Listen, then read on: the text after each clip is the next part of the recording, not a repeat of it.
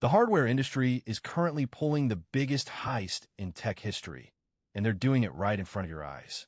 I managed to clone a $500 AI Pocket Lab before it even shipped to customers, using nothing but 3 marketing photos and a soldering iron. Most people see a revolutionary AI device. I saw a $30 bill of materials hidden inside a 3D printed shell.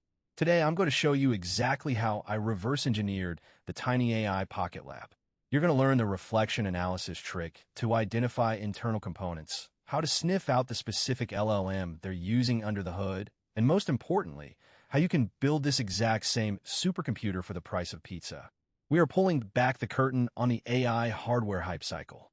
It started with the high-resolution press kit. When a company launches a Pocket Lab, they want it to look sleek, but they often forget that high-res photos contain metadata and physical clues. I zoomed in the USB-C port. By measuring the ratio of the port width to the chassis, I could calculate the exact dimensions of the internal PCB. But the real breakthrough came from a reflection in the screen glass. I saw a tiny, distinctive gold trace. That trace only exists on the Waveshare 1.3-inch OLED module. Total cost? $5. Suddenly, the custom proprietary display they marketed was just an off-the-shelf part one could buy on Amazon with Prime shipping. I repeated this for the buttons and the microphone grill. By the end of hour 2, I had a complete shopping list of components that cost less than a pair of wire headphones. Now, hardware is nothing without software, and this is where the deception gets deep. TiinyAI claims to have a proprietary neural engine inside this tiny box. That's a lie. Using a network sniffer on their demo videos, I noticed a specific latency pattern in the response time. It wasn't processing locally. It was sending a request to an external server. By matching the response header seen in a split-second frame of their devlog, I confirmed it was just a wrapper for Grok's Llama 3 API. They aren't selling you intelligence. They're selling you a plastic box that talks to a free API. This is the wrapper trap. Companies are taking open-source models, putting them in a pretty case, and charging a 1,000% markup. I'll show you the Python script I wrote in 10 minutes that replicates their entire neural engine logic.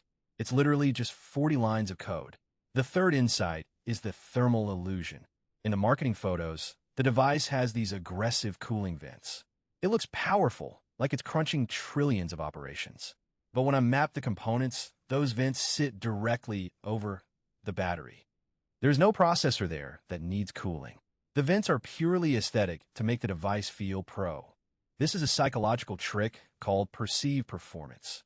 If it looks like a radiator, it must be fast. I'll show you how I 3D printed my own version of the shell, but instead of fake vents, I actually optimized the space for a larger 2,000 mAh battery, giving my DIY version double the life of the original. We're also going to look at the haptic lie, how they use weighted plates inside the case to make a cheap plastic device feel premium and heavy in your hand. You can apply these awesome skills today for free. Before you buy any new AI gadget, look at the FCC filings. They are public record.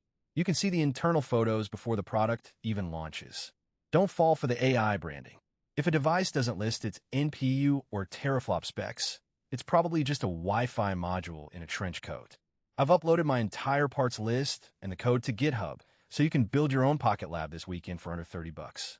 Stop paying for the hype and start building the reality. If you want to see more hardware teardowns and the truth behind the AI gold rush, subscribe to ByteBrief.